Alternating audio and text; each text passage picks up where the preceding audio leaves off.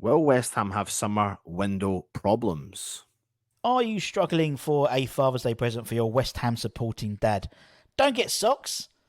Get Alloy Collector's West Ham shirt kits. These are available already made up in a presentation box as demonstrated here, or you can buy them self-assembly if they really want to make the kits themselves. These are available in the home shirts of both the outfield and goalkeepers, made of metal, intricately designed to reflect the current West Ham shirt this season. In terms of the home shirt, these would adorn any West Ham fan's desk or man cave, and they are fully customizable. You can put your favourite squad player, you can put Danny Ings' name and adorn it on the top of the changing room presentation box.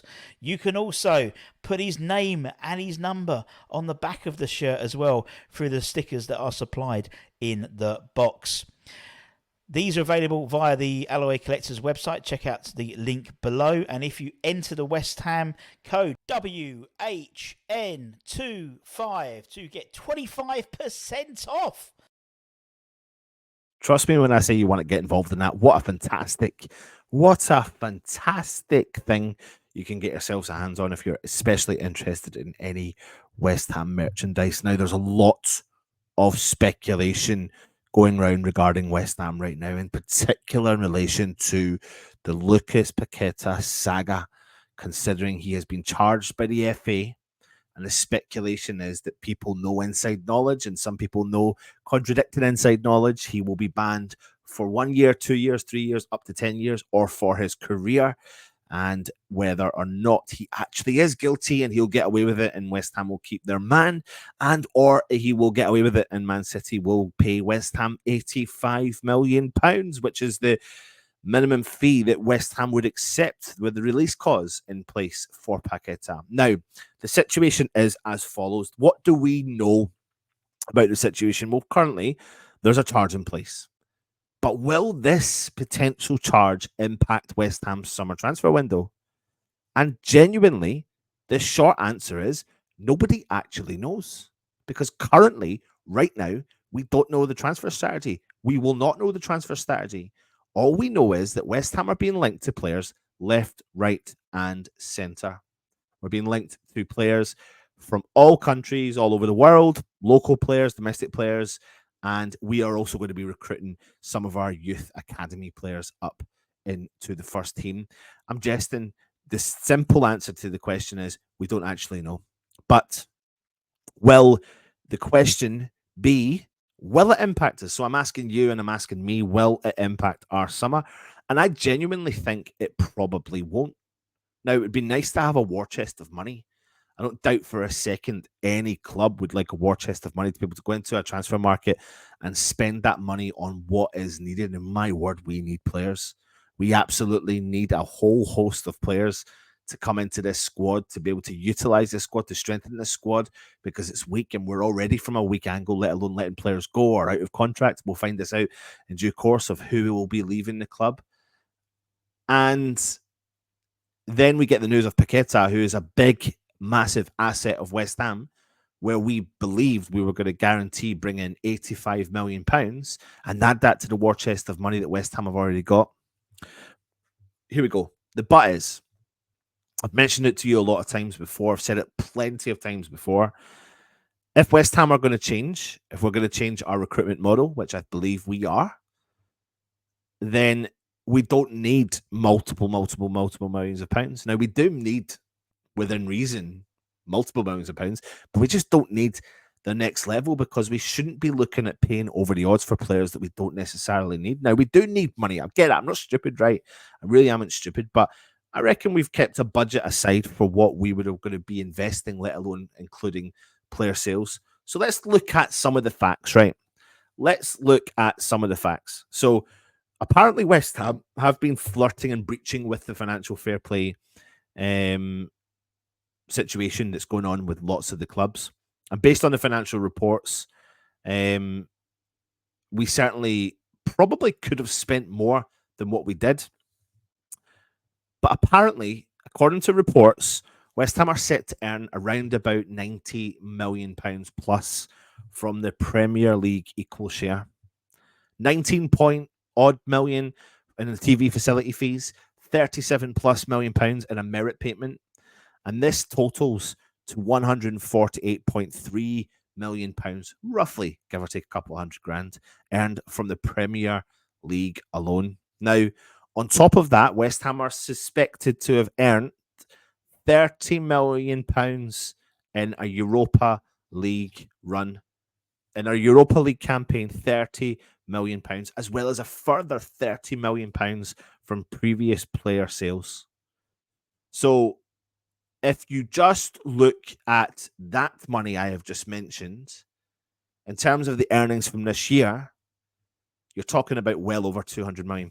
Now, that doesn't mean that money will go straight directly back into the kitty for players, because they'll obviously take a cut of that, which will have to pay for everything that the club needs to pay for. Now, let's take into consideration the £85 million that West Ham could potentially get from Paqueta. Add to that the £9-10 million you get from the Tilo Kira sale to Monaco. Add to that the potential to sell any other players, freeing up some wages from elsewhere. And I've mentioned earlier this morning about the Flynn Downs saga, because if Paqueta doesn't go, then you've got an asset already pretty much guaranteed to be upwards of £20 million in your team.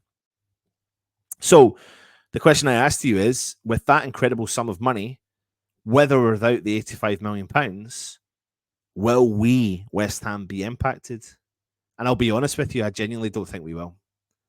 I'm meaning that from a sincere place, because Tim is at the wheel, and Tim doesn't need a shed load of money. He will want the shed load of money when he needs to move room for negotiation and room for a player, but he is looking all over the world for the next quality talent. And if you believe in any way at all that some of these young players that West Ham are looking at from all over the world are true, and we are looking at some of these players from all over the world who play in all these different leagues, and you look at their value, there's 10 million there, there's 15 million there, there's 20 million pounds there. None of them are breaking the bank. None of them are breaking the bank. This is more of an opinion piece. There's no facts. I've just given you the numbers of what West Ham expect to earn this year, what we should have pulled in this season. But not having that 85 million, will it detriment us? Probably a little bit.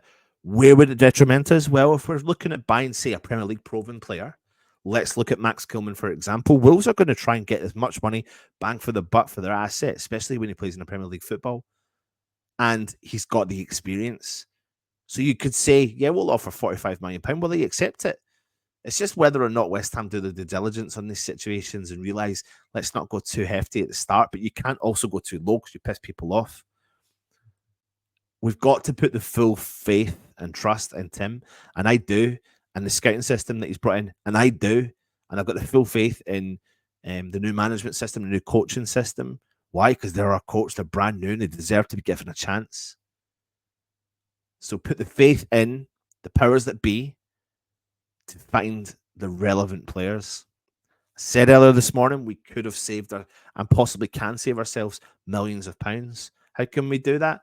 Flynn Downs could be a ready-made option for West Ham squad. Freddie Potts could step up and be that player. George Earthy could step up and be that player. People may say it's a pipe dream trying to rely on so many of the youth players that haven't had a sustained period of Premier League football, a sustained period of senior West Ham football. But if we're led to believe that Lopetegui is going to come in and change the dynamics of what West Ham have been, then expect the unexpected. Don't expect what you're used to. Expect the unexpected. And that's why I've got a little bit of faith in West Ham not necessarily having to rely heavily on that sale of Paqueta. That would have been nice. That would have been a little Brucey bonus. But for right now, if we're thinking about West Ham on the playing field, West Ham with the squad, it's not ideal, but it's not the end of the world. I've just mentioned to you all the money that potentially is coming in. Again, not all of that will be invested. They'll have room for movement with the kitty that they've got and whoever they move on and what they generate in terms of income.